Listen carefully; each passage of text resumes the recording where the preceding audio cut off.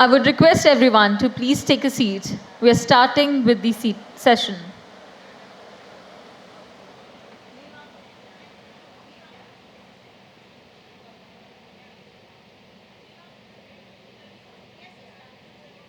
Hello everyone, welcome to the 18th edition of Film Bazaar. Our next session in Knowledge series is the Film Festival Journey, Navigating the Circuit as a Filmmaker. I would request the speakers, Kiki Fung, Program Consultant, Hong Kong International Film Festival, to please come on the stage, along with Sandrine Cassidy, Senior Director, Talent Development, Festival and Distribution, and Emma Boa, Festival Producer. Please make a huge round of applause. Now I would request the moderator, Mr. Chaitanya Prasad, former Additional DG, DFF, and Festival Director, EFI.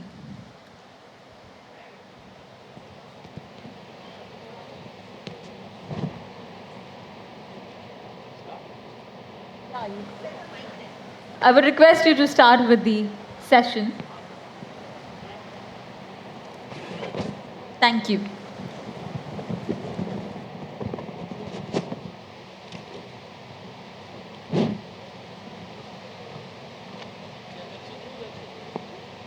Good evening, everyone. Welcome to this session, a session which perhaps will be a combination of experience of the past, present, and the future. When you're talking about film festivals and festivals as a platform for young filmmakers, aspirants, dreamers, and people who would define the art of storytelling and narration. My name is Chaitanya Prasad. I've been given a brief introduction. I think that's good enough for me to go. Film festivals is a platform today which is, I would say, on the move. It's a very simple balance. I won't say simple, apologies for that. It's a complex balance between what it was in the past and what it could be in the future, right? And as I was discussing with my panelists, the character of festivals has undergone a change. It is no longer a red carpet walk or stars of a different nature, who give us bandwidth, publicity, etc. There is more to the film world today. It is becoming a reservoir of talent where different kinds of stakeholders come in and participate, aspire, and move the movement of festivals on, the film festivals. And across the world, across in India, all of you who are here, the audience, know much more about how film festival as a movement is taking shape, giving the kind of depth, giving the kind of intensity to the art of filmmaking. So not anything more, but just getting into brass tacks once again. I have a very, very strong set of experiences, if I would say. My panelists have already been introduced to you. All of them come from different diverse experiences, and they bring a lot to the table, and it would be an honor to share with all of you what they have done, what they propose to do, and what they think of festivals as a platform for young filmmakers. Now, we begin once again. To start with, I just wanted to know from all three of you, with the increasing number of films that are taking place in every festival across the world, especially with regard to submissions, right? As people who judge films, are there any specific elements that you look at when you judge a film, whether it's in or out, or there are a certain set of qualities that you take into account when you do the judgment?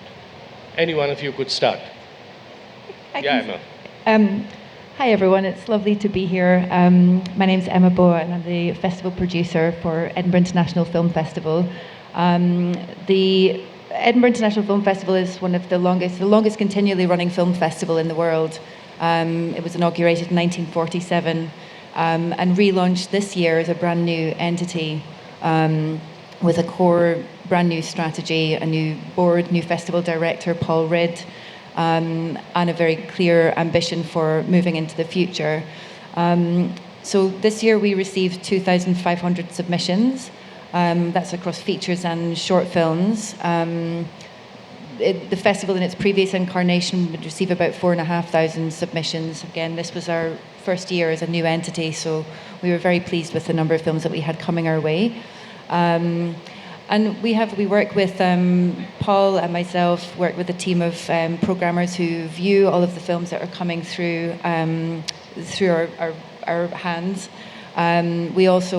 We run open submissions, which this year for next year's festival will open at the start of January. But we also work with our networks and through various contacts that we have with the film industry, sales agents, buyers, distributors, filmmakers, producers that we know, and that we solicit films to come through our way that way as well. And so there's a multiplicity of views and perspectives that are featured in our programming team. So there's always a different lens that films are viewed by, and there's always differing opinions about what constitutes what the strengths of a film might be and what its weaknesses might be. But the core thing that we're looking for is who the audience, who is the film for, what is the film trying to do, how is it trying to tell the story that it is trying to tell, and how successful is it in actually doing that. And those are the kind of core tenets that we use to assess and review all of the works that we consider for the festival.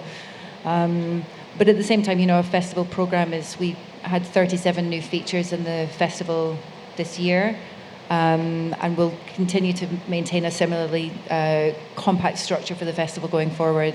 So it is a curated program. It's a bit of a jigsaw puzzle, and again, you're finding balance in the program itself, as well as looking for this. It does mean that you have to turn down, many strong projects that are very worthy, but it's how it all kind of fits together as an overall program as well. All right, Catherine, would you like to just add to what? The same question, when you look at festivals, and what are the qualities that you look in? Is there a SOP that you have, or you look at new ideas every year where you try to judge the entrants, what are they trying to convey apart from, yeah. Yes, thank you. So my position is a little bit different than the programmers, because I am not a programmer per se.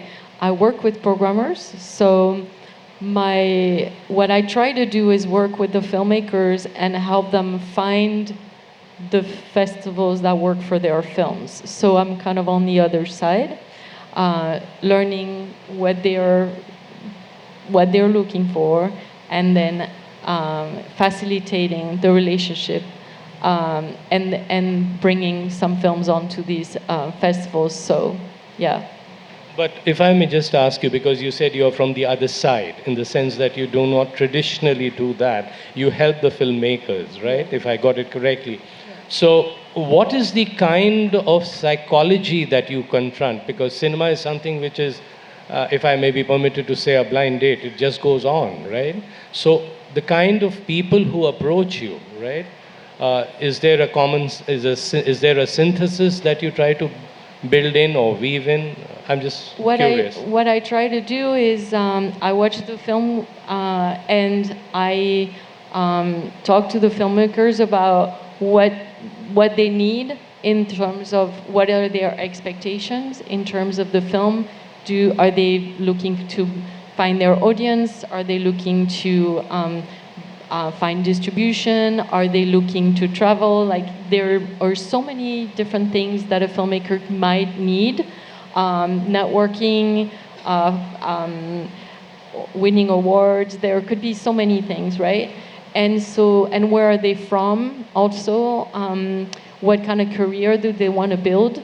And trying to find, with the kind of films that they have, what are the best festivals for this? All right. Yeah. Kiki, we wanted to ask you, because you come from the Hong Kong Film Festival, right? Now, Yes.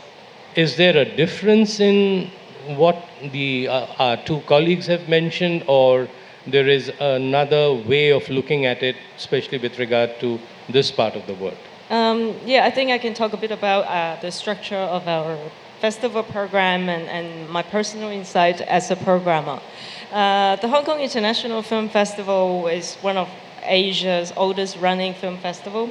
In 2025, 2025, next year, we will be celebrating our 49th edition. In terms of helping young filmmakers, we have two main competitions for feature films, and they're both for young cinema, meaning the first, second, or third feature film. So these two competitions, one of them is for Chinese language cinema, and the other is for world cinema. But of course, we always try to maintain a balance between Asian films and then the rest of the world, because Hong Kong, we position ourselves as a prominent film festivals within Asia. And in terms of qualities, we try to not set boundaries, because the best thing about programming and looking at submissions is when you're surprised, when you see something that you totally don't expect it. But at the same time, I guess especially in the last decade, the whole world internationally goes through a lot of economical, political changes, gender issues. It's of interest for us to look at how filmmakers respond to the world, not necessarily directly to these issues, because then it becomes didactic, but through the film or through a story that's probably completely not politically related, but somehow we see a world view from the filmmakers. Or I'm also personally interested in how they regard cinema, like when they tell the story, what kind of perspective or film language, or why they tell it in a certain way, something that's more original and something that I feel the filmmaker is responding to issues that he or she hold dear to their heart. Thank you. You talk about the surprise element that comes in deciding a movie or for a filmmaker.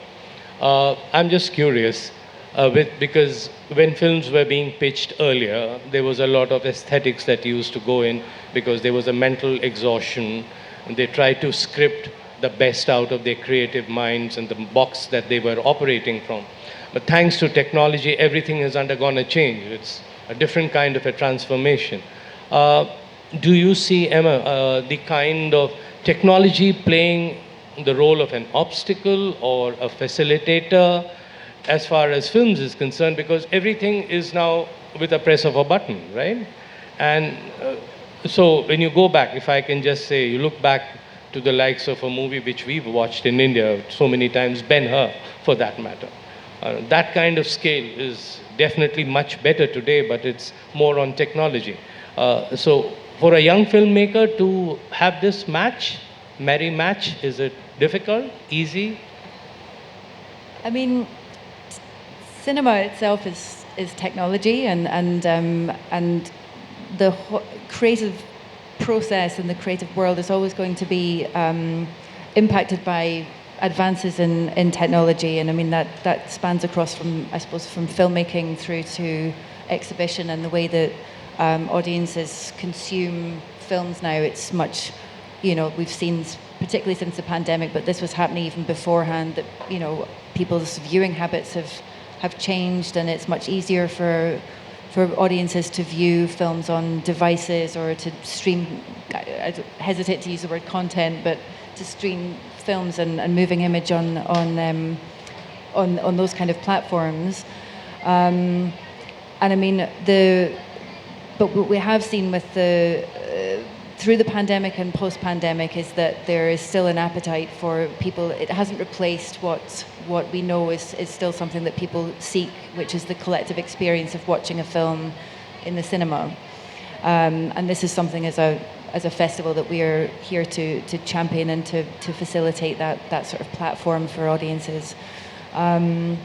So I think this is the festivals by their nature, and filmmaking and any form of creativity is by its nature going to be evolving, that will be impacted and affected by the technology that surrounds it. But this, I think, is part of an ongoing process that we have, by our nature, have to evolve and shift as things move forward. I wanted to ask you, when we talked about technology and you helped students to pitch and decide what kind of cinema go to the festivals. Do you think AI today has become a facilitator for creativity, or it's becoming too easy to do stuff because everything is well defined? You just need to be on an autopilot mode at some point of time? Um, so I think there's more and more classes of AI at USC for sure. Yeah. They're exploring the tool. I think um, I don't think it's that easy to think that it's going to replace the way we make films or films itself, but I know because I've seen it that it's helping streamline a lot of things. So, for example, in animation, I was recently involved with an animation film that was done at USC, where with AI they sort of generated characters, and they did their research with AI, and then they were able to then select 3 characters out of maybe 80 that they did with AI, and then spend the money, the time, and I think only on the 3 that they ended up keeping. So it helps. I think it will help a lot with time, money, budget, things like that. I think at the end of the day, a good film is going to always be the film where you forget about the technology, and it's not about, oh, it's so great because AI did it or not. It's just going to be great because I had a wonderful time and I forgot I was at the movies, like I'm in the story. So I think this is a tool, All right. for me. All right. Coming to, she mentioned, both of them talked about technology, AI. What is the kind of flavor that you have at your festival, A? And 2, the films and the filmmakers who come, especially the young ones, do they have an aspiration or an inspiration, if I may put it, to be there, or they look at it as a launching pad for themselves, right? Come here, if you take a big leap forward from the Hong Kong Film Festival. If I could share some examples, actually, in the last years, it's not a big trend, but I'm actually seeing a revival of analog or of not digital filmmaking, but filmmakers reverting to shooting on 35 millimeter films or even 16 millimeter films. Actually, 16 is now, I think some filmmakers are more interested in 16 than 35 because the technology is so good that digital camera can very much simulate the quality of 35 millimeter films. But when I talk to cinematographers and some directors, they think that 60 millimeter is still very precious because the picture quality and the grainy the qualities, they cannot be replicated so far by any kind of technology. So I think this cherish of something that's very classical, very traditional, I think is still there. And I'm very interested actually in seeing on that trend. And in terms of AI, I think we're now in a time when we're figuring out how it's going to help us, but at the same time, how it's going to take over. I think we need some time to see. For me, I have had experiences, just personal experience. When I'm was doing some research, I asked AI some questions that I don't know the answer of, but AI told me, oh, the answer you're looking for is in this chapter in this book. I happen to have that book, so I just pick it up from my bookshelf and I look at it. No. So my concern is the creativity of AI and the artificiality of AI. We need to be very careful about being able to identify what exactly is going to take us. Right. One area which is a matter of concern, which perhaps all of you would have seen much more closely, is the issue of funding. Funding. When a film, a creative idea, you talk about putting an idea into practice, conceptualizing it, and putting it to the screen, to the script, etc. What are the kind of apprehensions a young filmmaker has? Because A, if he doesn't have fund, he has two aspirations. One is the funding. Suppose he gets the funding, and then the dream is to take it big, right? So it's a combination, as we were discussing, it's a combination of running a marathon as well as running a 100-meter dash at the same time. So what would you like to, any one of you could just take it up? I mean, this is what film festivals, the support that a film festival provides to filmmakers, particularly emerging talent, first, second features. We have the networks and the experience and the profile that really helps to connect the works of those filmmakers with audiences and also with industry. We invite press and we invite industry buyers, sales agents to our festival, and then create opportunities for those industry attendees and press attendees, as well as our the public-facing screenings that we do, to connect with that work. We invite the filmmakers to come to the festival and create, again, opportunities for them to network and as well as connect with audiences.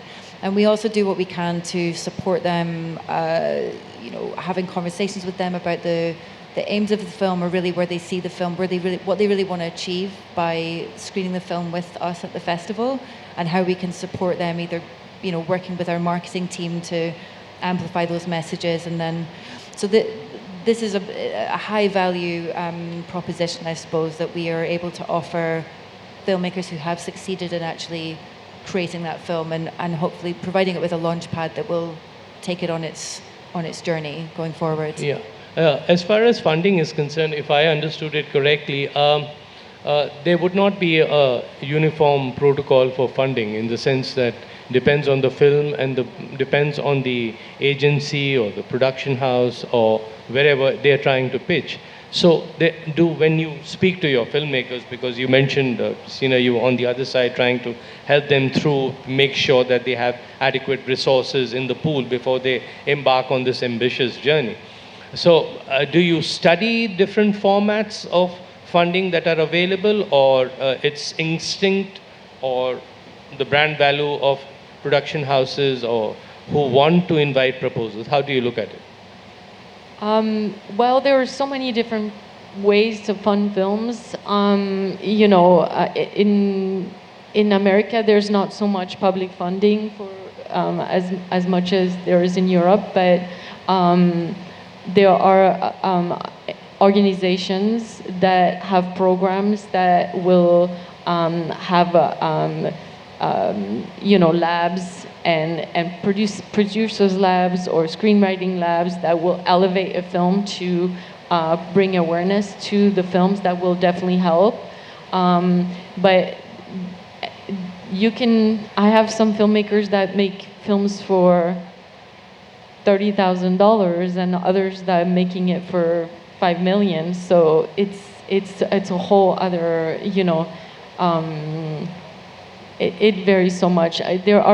In America, there's also still crowdfunding is used still, either for specific parts of the budget. For example, if you have shot the film but you need money for post-production, you can apply for post-production funds, or you can try to find money through the crowdfunding. Yeah. Coming to you, Kiki, you talked about in your festival platform, you had two sections. One was the world cinema, and you talked about the Chinese speaking genre kind of films. Now, we've certainly seen this East Asian splash of cinema coming over and, overturning the apple cart, in the sense, at the global stage. Has funding been a major factor in that?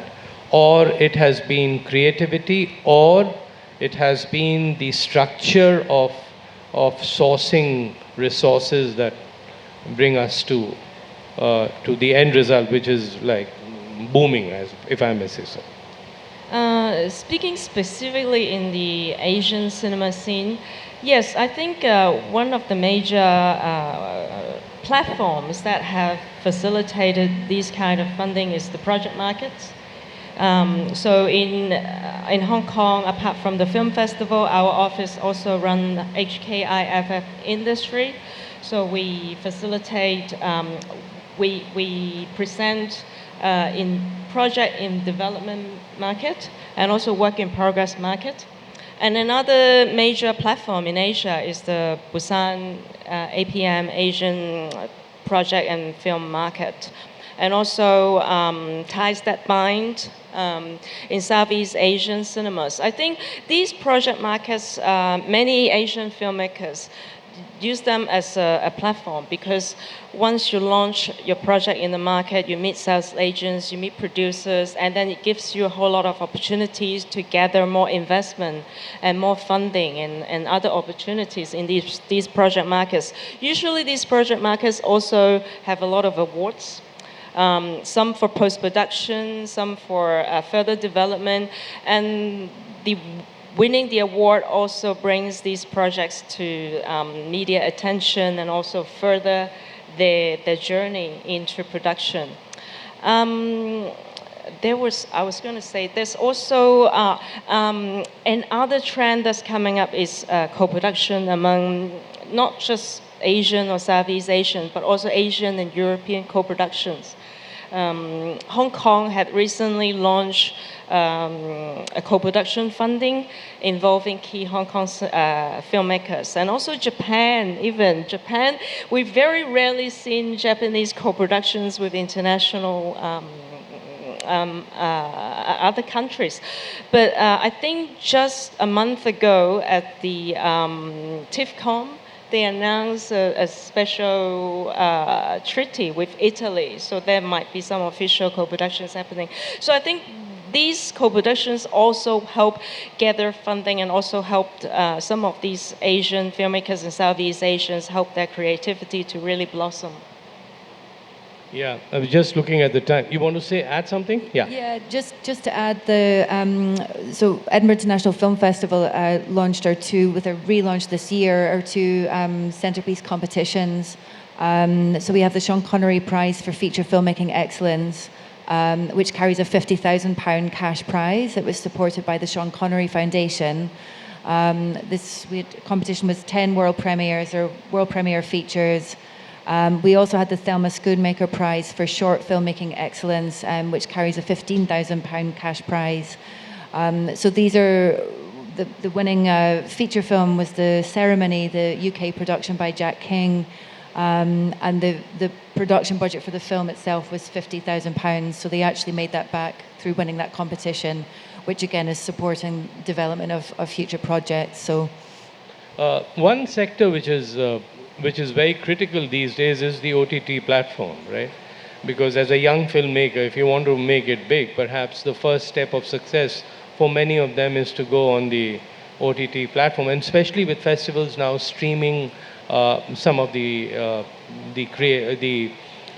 films that are on the OTT platform. So when you select or when you advise, is there a different kind of prescription, a medical creative prescription that you give to the filmmaker if you're looking at OTT, or it's you have one uniform way of presenting and make sure it can go this way or that way? Or I just wanted to be a little curious, please. Emma? We structure. I mean, the festival had a number of different strands that we programmed into those strands, and but we don't. I suppose if your questions around giving sort of particular treatment for first or second features, it's not so much in the way that we present the films to audiences, but the way that we work, I think, with the filmmakers themselves would differ. We would recognise that there's a little bit more guidance and steering that we're able to offer, and particularly after the festival has screened with us.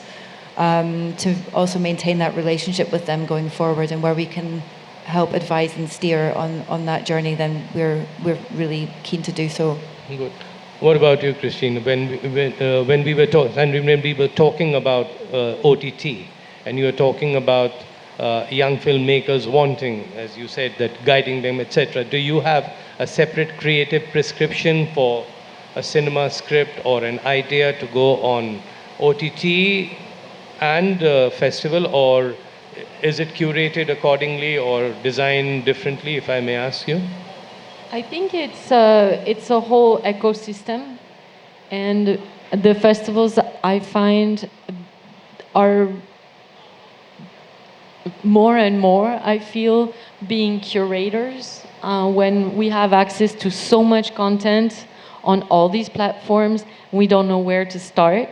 There's no curation most of the time, other than they're just showing up on your screen and you don't know why you should watch them. I think the audiences are going to festivals for that, for their expertise, the way that they program together. It's like having a field of flowers and suddenly having bouquets where they make sense together, right? So, and a lot of festivals are also curating sometimes their own platforms, but also little collections on, for example, in the US, I don't know if it's in the rest of the world, but there's a place called Canopy or the Criterion Collection that has special curation by programmers or by festivals, which is giving the audience a little bit more help on what to watch. So I think this is where it's finding its place, and I think festivals are more and more helpful for that, I think. What about you? Talking about OTT, and especially with OTT streaming going a big way in this part of the world, is there, as I said, any different creative prescription as a doctor you would prescribe, or the young filmmakers are very conscious where they have to go? Their vision is straight. They know their target audience. They know their targets. Is that fine?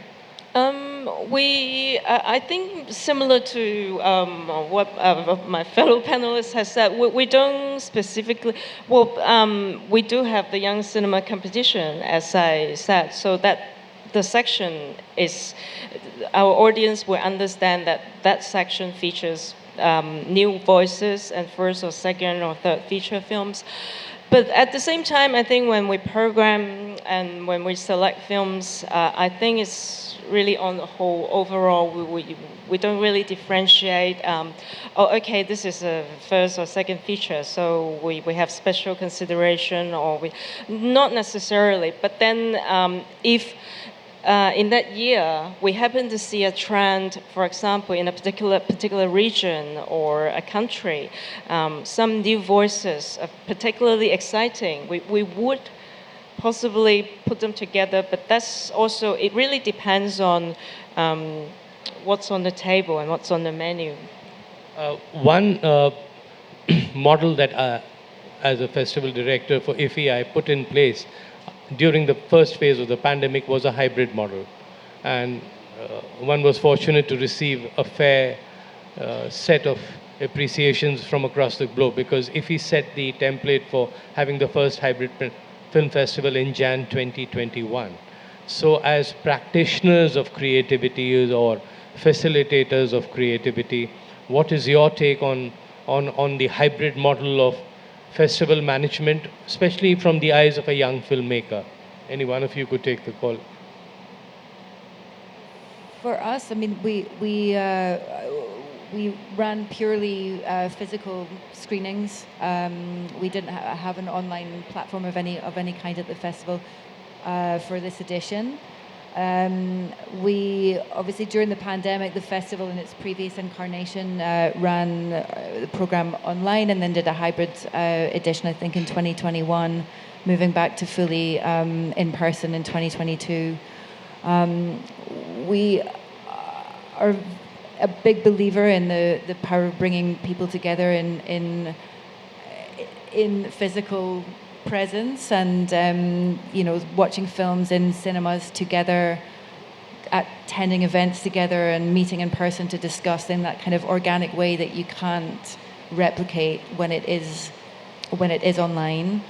In terms of making films themselves available via an online platform, this is something that may feature in plans for the festival going forward, but it's not currently within our focus. What about you, Sandra? What would you have to say about the hybrid model? Is it popular across the Atlantic? Do young filmmakers believe in the hybrid model, or it's more of the physical presence? Well, I think it serves different purposes. Even Sundance, since the pandemic, is offering part of their programming for online. So I think it's something that they will have a hard time going back and stop. It's definitely helping access, obviously. Is it at the cost of having a full theaters? Again, it's really something to consider for each audience. For me, I think the territories are so big. Sometimes it is catching a film on remotely through a festival because you want to see this film and it's never going to be at a theater. It's wonderful. Does it have to be on a specific timeline? Does it have what access? Again, this is all to be figured out.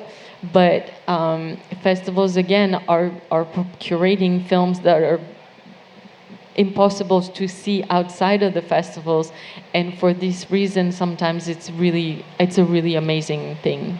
It's as long as it's done for that and not to become kind of like a sub-distributor, which can be actually where it's going too much on the other direction.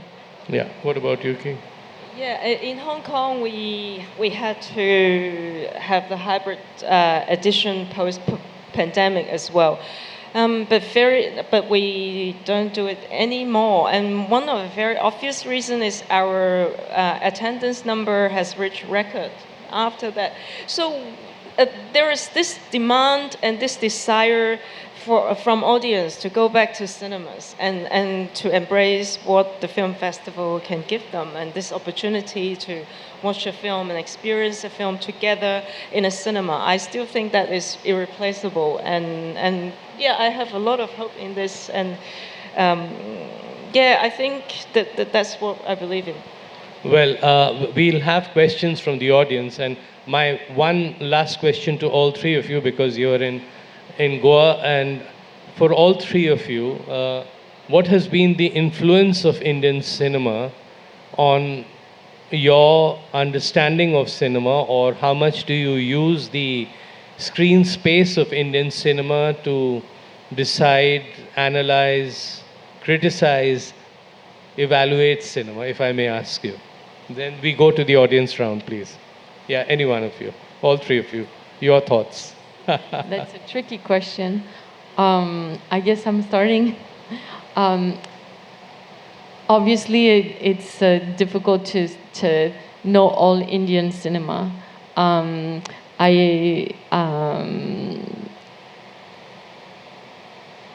a big fan of Satyajit Ray, and I think he was one of the first filmmakers that made me just love going to the movies. And in France, when I grew up, they were still playing them in the theater. Now I think those classic movies, you can only watch them at home, but discovering all these beautiful older films in the theater is why I started loving to watch movies. And sometimes people ask me if I make films, and all I want to do is just watch movies. I don't want to make them. So it comes from that. Thank you. That's great. What about you, Emma? I first came to India in 2003, which I said before in the conversation I was having, it changed something in me. And every time I've come back to this country, I'm always really moved by the love for cinema that really pervades every part of the country. And some of the most beautiful films I've ever seen have been Indian. And without even naming names, there's been so many Any that I've favorite you watched. have? I don't want to say. That's I don't all want to right. pick a favorite, but there's but really vivid and beautiful and beautifully told stories that I've found very moving, and I think this is sort of echoed through the passion that I see in the country and with the filmmakers that I meet and the work that I encounter. So Well, it means a lot. that's very encouraging for this platform, the Knowledge Bazaar and NFDC, and also for IFI. Yeah, what about you, Keki? Well, yeah, I love the storytelling origin, not just of Indian cinema, but literature and music. Just the love for narrative. Like even in the airport in Mumbai, that long installation, which is a replica of a temple. I don't remember which temple, but when I look at the artwork and just so much storytelling in there, and I'm really fascinated by the way Indian films tell stories. I've been coming to the Film Bazaar since 2018, and every year somehow I found independent Indian cinema to Hong Kong. So I very much love. Well, coming I here. think it's been a wonderful experience interacting with all three of you. Thank you so much, all three of you. It's been a learning curve for me to understand a different experience. So I'll just pass on the question to audiences here. Ladies and gentlemen, please identify yourself. Keep your question a little brief, and the floor is yours. Yeah, please, go ahead. Yes, please. Can you hear me? Yeah, I can. Loud Okay. and clear. Thank you. My name is Devi Dang. I'm a 23-year-old debutante filmmaker. I just made my first feature film. It's 120 minutes. And I am now going forward through the festival journey and sending it to different festivals across the world. So I come across many people who tell me, oh, you need a festival strategist, you need like a person to guide you through it, or you need like a sales agent. So I wanted to know for an independent filmmaker like me, how should I go about it? Should I hire someone to do, like, have a festival strategist, that's what they call it, or like have a sales agent? Or how do I bring my film in the best way to the world? Because I really want everybody to see it. I really believe in it. Do you want to direct it to somebody, or you want to? All three of them are very much Oh capable to yeah, there answer you it. are. I The mean, floor is whoever all wants to yours. take it. Please go ahead. I would say the best place to start is to do some research yourself. It was very. If you have a sense of the kind of audience that your film is, you think it's gonna reach, and do some research into the festivals that maybe this could be like large scale, mid range, even smaller, more localized festivals, and that research will tell you a little bit about what is the festival, what kind of work does the festival screen, what is the ethos of the festival, what is it, and how would your film sit within that festival? Because each festival will have different ways of reaching different audiences and different networks as well. And also, I suppose, looking at what the industry-facing element of the festival as well, and how that might help you, depending on what it is that you're wanting to do, either with your film or with any future projects that you're working on. So I think that's because films at festivals screen, and it's a partnership, it's a collaboration with the filmmaker as much as it is with the festival. It's a case of us working together to launch the film into the world and give it its best chance of going forward. And so it's finding the right fit, and it's not every film will fit perfectly with every festival. So I think it's doing that kind of research and reaching out and speaking to who can maybe give you a steer. I think is a good way to go forward. Thank you. And yes. I think do go with your research. This is definitely not the last film you'll make, And as you can see, festivals have been going on for years, so the research you do now will be helpful for any of the other films. And if you research festivals that don't fit this particular film, it's not because it's not a good festival. So you will remember, you will have maybe a film later that will fit this festival. So it's really about bringing this into the culture of your culture. I think maybe also just to complement a little bit what Emma said, look at the different kinds of maybe themes or what we call in our world the niches that your film could tap into. There are festivals dedicated to debut filmmakers, discovery of talent, specific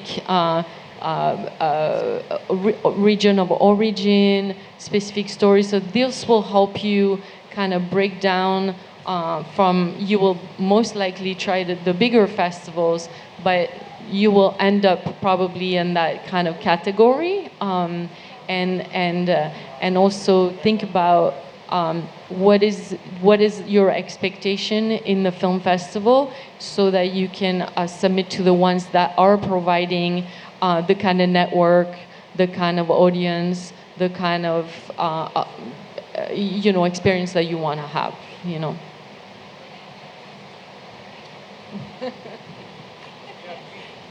No, I think both Emma and Sandrine sum it up very, very well.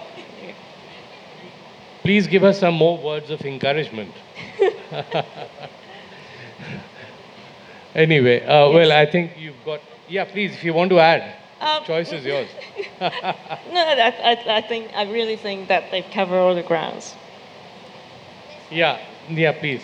Identify yourself, please. Hi, my name is Snigdh Bhatnagar, and I am here as someone who is representing RV University, and I am looking after the animation, visual effects, and game design department there. I'm the program head. So now my question to you is, and especially Kiki, is that how do you see the role of generative AI in filmmaking, and how has the scenario been changing on a global level when you receive films, and do you receive some films having some certain outputs from Sora AI or the likes? What are your thoughts on that? Thank you. That's a very broad question, but a good question. Yeah. Just from my experience, actually, so far I have not received films that I can identify or been told that has AI elements, AI generated elements. But that's a very good question. When there is a product that's AI generated, will we be able to identify? I think that's a very good question. That's something we have to ask ourselves. So far I've seen AI generated graphics, and I know film producers who would do that as a practice and would share the results publicly. So I've seen those results that are clearly identified as AI generated, and then I'm sure people have commented on this as well. Usually you can see something strange. Something that's not quite there. And another experience is I judge applications and projects. I have come across some written elements that it's written in a way that's not really organic. It's not, you can't, it's not mathematics. There's no rules or formulas or calculations. But I think, yes, as someone who as a writer and experienced in reading, so on that level, it's quite identifiable. And so far, I haven't been really drawn to those texts that I feel that I know that is AI. That's what I can say. Okay, thank you. Well, maybe what I can add to it is I'm usually able to identify some of it because, of course, in all in our Instagram feeds, we're seeing all these kitty pictures and dog pictures, and some of them are just never going to happen. You know, when the hippopotamus is cuddling with a, you know, and I think we see so many of them that I think is a part of an audience that is not even thinking. They believe it's true. I think this is the risk of us seeing so many of them, that we're going to believe so many of the things that we see. Sometimes there are even AI-generated news things, like a big flood somewhere, and it's not true. So this is, when it's well done, usually people say, well, this was AI generated, but when it's done to trick people, that's a little bit scary, you know. Sure. Thank you. Yeah. I think we have overshot time, but with the enthusiasm. Yeah, no, definitely. I mean, we would not like to deprive anyone, but keep the questions short. That's important. Identify yourself, please. Hello, my name is Vedant. I am a student film club president from RV University. And I myself have been involved in the curation of our university level film festival. And I wanted to ask an open question for all the panelists, which is that in the modern ethos and the modern, well, unfortunately, it's a market now of film festivals. Is curation still the primary draw to a film festival? Is it still the reason why people go to a specific film festival, because of the slate that they have curated? Or are there more and deeper considerations of marketing and so on and so forth that are involved? And how does that help someone elevate curation for a film festival? Say the straight answer is absolutely yes, that curation is extremely important. We believe our film festival will live or die on the quality of the films that form our program. And the festival is very tightly curated. We view and consider many films over the course of a year. And there are only so many spots within the festival, so it's a tight competition as well to program in that way, and finding balance, striking a ability to reach the audiences that we're aiming to engage with the films, and also engage with the festival as well. And the programmers and the other curators that we work with bring a lot of different lenses and perspectives, but also skills and experience to that, to the whole process of actually selecting the films. So it's I think it's very important, and I think it's the curation will speak to the ethos of the festival and what the festival stands for. So yeah. Would you like to Yes, yeah, absolutely agree. And to add to that, I think you also asked whether different festivals, the experience would apply to different festivals. I think I would say no, because every festival is very specific, and they also have their specific audience. I think as a programmer and curator of the film festival, it's also very important to understand the audience, but at the same time also have the courage to take them to a longer journey or different journey. But how do you balance that between knowing them and also giving them opportunities to experience something else? I think that's specific to different festivals, and also the culture of the place, and the film culture of that place as well. Yeah. Thank you very much. Ladies and gentlemen, a big hand for all the three panelists, please. I think it's been a wonderful experience to listen to them, bringing together their vision, their ideas, and for young filmmakers who have been here, I think it's been a learning curve. It's been a learning curve for me. Thank you very much. Enjoy Knowledge Series as it moves ahead. Namaskar. Thank you very much. Thank you so much, everyone. So today's the last session. I hope you all enjoyed it. And tomorrow we will be starting our session at sharp 12:45 p.m. The session will be in the series of Green Lightning Your Project, Strategies for Film and Series Creator. Thank you everyone. Have a great evening.